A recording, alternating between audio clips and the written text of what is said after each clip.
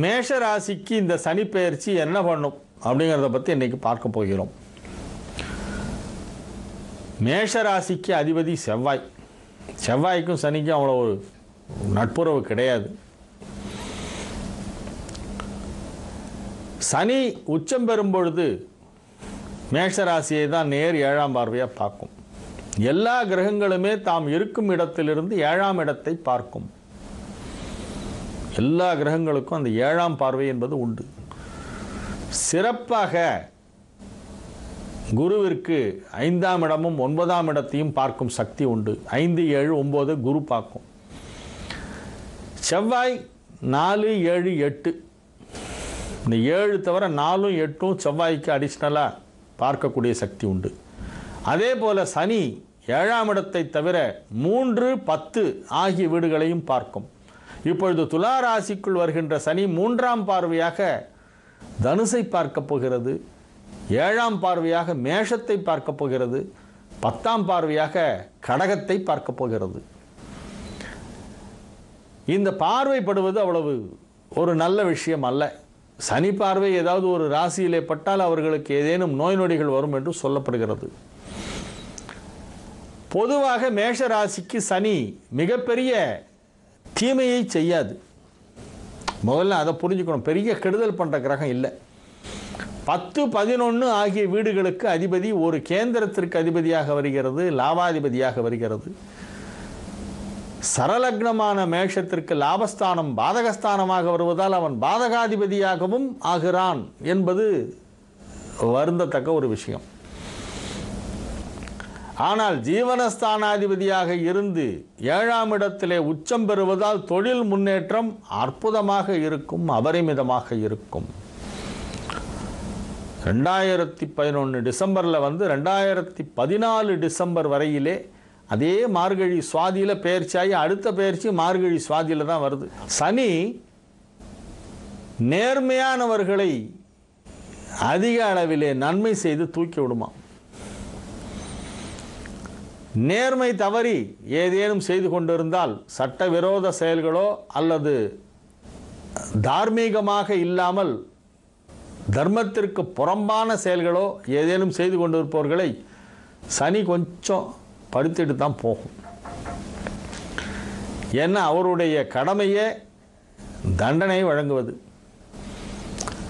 தப்பு செஞ்சாதான் தண்டனை கொடுக்கும், இல்லைன்னா கொடுக்காது. ஆகவே 7ஆம் இடத்திலே சனி உச்சம் பெறுகிறது என்பது மேஷத்தை பொறுத்தவரை மிகப்பெரிய ஒரு நன்மையோ அல்லது மிகப்பெரிய தீமையோ இல்லை. ஆனால் உடல் நலிவு சிறிது ஏற்பட வாய்ப்பிருக்கிறது என்பது ஒரு மைனஸ் பாயிண்ட். தொழில் முன்னேற்றம் வெகு சிறப்பாக இருக்கும் என்பது ஒரு முக்கியமான ஒரு நல்ல விஷயம். எந்த தொழிலில் நீங்கள் இருந்தாலும் சரி, அந்த தொழிலிலே நம்பர் 1 இடத்திற்கு சென்று விடுவீர்கள். உங்களை எடுத்து செல்லும் அந்த சனி. உங்களுடைய துறையிலே உங்களுக்கு ஈடாக இணையாக யாருமே இல்லை என்று உலகமே புகழும் அளவிற்கு நீங்கள் ஒரு மிகப்பெரிய ஒரு ஸ்தானத்தை பெறுவீர்கள். இந்த சனி பெயர்ச்சியாகி துலா ராசியிலே இருக்கக்கூடிய இந்த 3 வருட காலத்திலே இடையிலே ராகு கேது பெயர்ச்சி 2 முறை நடக்கிறது. குரு பெயர்ச்சி 3 முறை நடக்கிறது. அவற்றின் தொடர்பு இதற்கு எப்படி இருக்கிறது, குரு பார்வை எப்பொழுதெல்லாம் சனிக்கு கிடைக்கிறது என்பதை பற்றி நாம் பார்க்க வேண்டும். 2012 மே மாதம் பெயர்ச்சியாகி குரு பகவான் மேஷ ராசியிலிருந்து 2012 மே மாதம் பெயர்ச்சியாகி ரிஷபராசிக்கு செல்கிறது. அதன் பிறகு 13 பெயர்ச்சியாகி மிதுனத்திற்கு செல்கிறது. அந்த மிதுனத்திற்கு சென்ற பிறகு குருவின் பார்வை சனிக்கு கிடைக்கிறது. இப்பொழுது மேஷத்தில் இருக்கும் பொழுதும் 7ஆம் பார்வையாக சனியை பார்த்து கொண்டிருக்கிறது. அந்த குரு பார்வையிலே சனி இருக்கக்கூடிய ஒரு 1.5 வருட காலம் சனியினால் மிகப்பெரிய பாதிப்புகள் எதுவும் இருக்காது. குரு பார்வை என்பது சனியை சாந்தப்படுத்தக்கூடிய ஒன்று. இயற்கையிலே சாந்தமானவன் தான் சனி. இருந்தாலும் அது தீய பலன்கள் ஏதேனும் கொடுக்காமல் காப்பாற்றிவிடும் இந்த குரு பார்வை. குரு பார்வைக்கு 3 விதமான பலன்கள் உண்டு. பிரச்சனைகள் வராமல் பார்த்து கொள்ளும், பிரச்சனைகளை ஏற்படுத்தினால் அதை பிறகு நிவர்த்தி செய்துவிடும், அல்லது 3ஆவதாக ஒரு பலன் உண்டு குரு பார்வைக்கு. அது என்னன்னா, பிரச்சனை இருக்கும் ஆனால் வெளியே தெரியாது, கௌரவத்தை காப்பாற்றிடும். ஆக குரு பார்வை என்பது இப்பொழுது சனி துலாத்தில் வந்த உடனேயே குரு பார்வை கிடைத்து விடுகிறது. அதன் பிறகு மிதுனத்திற்கு குரு செல்லும் பொழுது 2013 அப்பொழுதும் குரு பார்வை 5ஆம் பார்வையாக துலா ராசிக்கு கிடைக்கிறது. அங்கே இருக்கும் சனியை குரு 1 வருட காலம் பார்த்து கொண்டிருக்கிறது. இந்த 3 வருட காலத்திலே சற்றேறக்குறைய 1.5 வருடத்திற்கு அது குரு பார்வையிலே இருக்கிறது என்பது மேஷராசிக்காரர்களுக்கு ஒரு பெரிய நன்மை. ராகு சனியோடு வந்து இணைகிறது. அடுத்த சனிப்பெயர்ச்சிக்குள்ளாக ராகு மறுபடியும் நகர்ந்து கன்னிக்கு சென்று விடுகிறது.